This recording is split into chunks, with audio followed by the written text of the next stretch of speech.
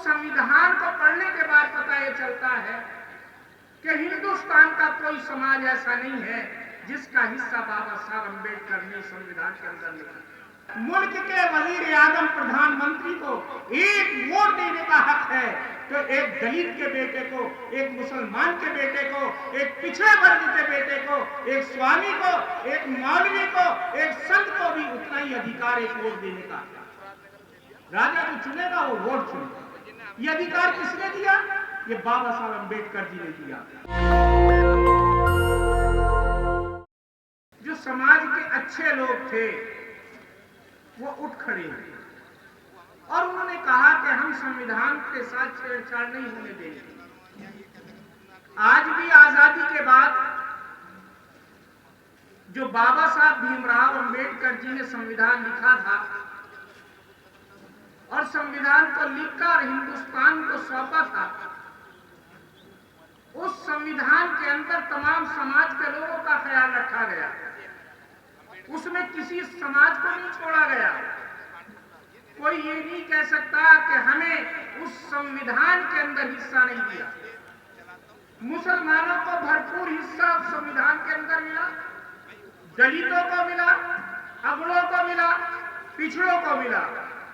संविधान अगर पढ़कर देखेंगे तो उस संविधान को पढ़ने के बाद पता ये चलता है कि हिंदुस्तान का कोई समाज ऐसा नहीं है जिसका हिस्सा बाबा साहब अम्बेडकर ने संविधान के अंदर लिखा। लेकिन उस पर ये बस नहीं की, बल्कि बाबा साहब अम्बेडकर साहब ने अपने समाज को शिक्षा दी, शिक्षित बनो, शिक्षा ग्रहण करो। और बाबा साहब ने एक बात और बता दूं, कुरान को बहुत डीपली पढ़ा था। हदीस रसूल पाक सल्लल्लाहु अलैहि वसल्लम की हदीसों का बहुत पढ़ा था। या तो कार्ल मार्क्स का इतना बड़ा ही लाइब्रेरी थी, कुतुबखाना था, या दूसरे नंबर पर बाबा साहब भीमराव अम्बेडकर था। उन्होंने सब मज़हबों को पढ़ा था। कुरान ने सबसे पहले कहा इकरा, पढ़िए। वही बाबा साहब ने कहा पढ़ो। दूसरी बात बाबा साहब ने कही संगठित हो जाओ।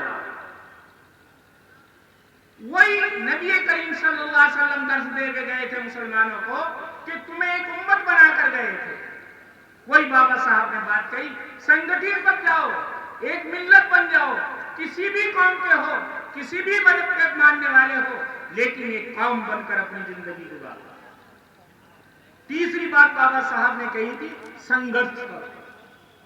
किसके खिलाफ संघर्ष करो?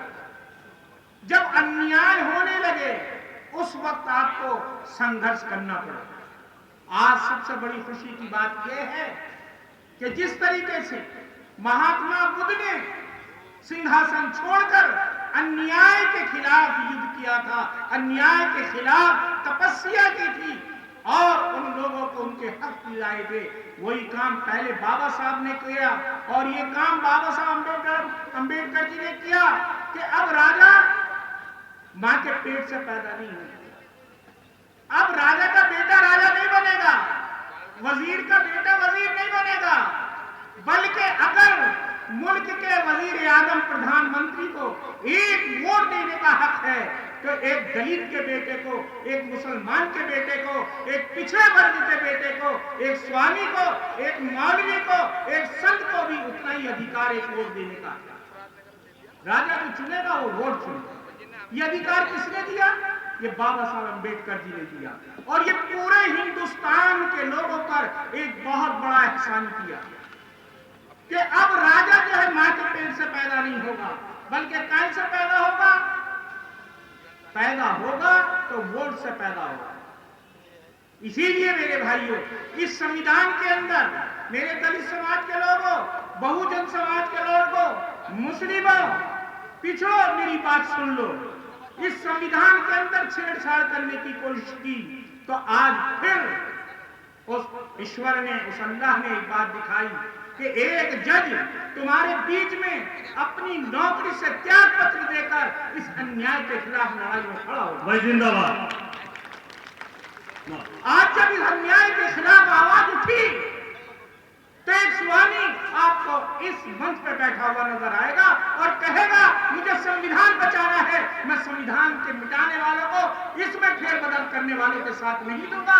संविधान की रक्षा के लिए स्वामी जी अपने प्राण देने के लिए तैयार है। और ऐसा कई दफे स्वामी जी जिला बिजनौर के अंदर, जिला बिजनौर की भूमि को ये दिखा चुके हैं कि संविधान बचाने के लिए मैं सब कुछ कर सकता हूं। इस संविधान बचाने के लिए दिल्ली से सुप्रीम कोर्ट के एडवोकेट आए कि मैं संविधान के अंदर फेरबदल नहीं दे सकता, संविधान के अंदर में कोई ऐसी बात नहीं दे सकता। यह संविधान बाबा साहब अम्बेडकर ऐसा बनाकर गए थे जिसके अंदर अभी तक फेरबदल करने की या उसमें सोच विचार करने की जरूरत नहीं है। मैं इसी के साथ इस शेर के साथ अपनी बात को खत्म करता हूँ। हुजूर समझ के जिसको बुझा दिया तुमने वही चिराग जलाओगे तो रोशनी हुआ।